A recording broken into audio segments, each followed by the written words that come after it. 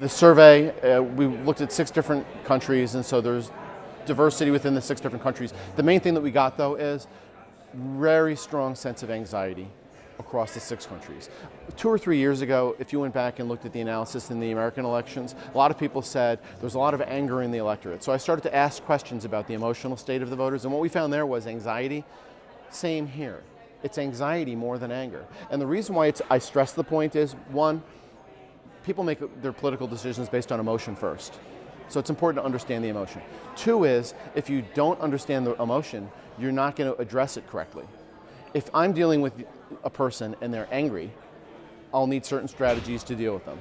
If I'm dealing with someone who is anxious, I'll adopt different strategies to deal with them.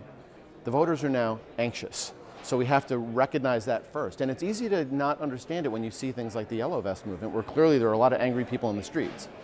But writ large, anxiety. So anxiety, the amount of discontent, the amount of disenchantment with institutions, the very narrow role that people think the EU should play, the lack of belief that the EU is benefiting people in material ways, those are really the most striking things, because all of that says to me that people just don't have a lot of faith in institutions, and where they don't have a lot of faith in institutions, they're going to be voting for comedians for president.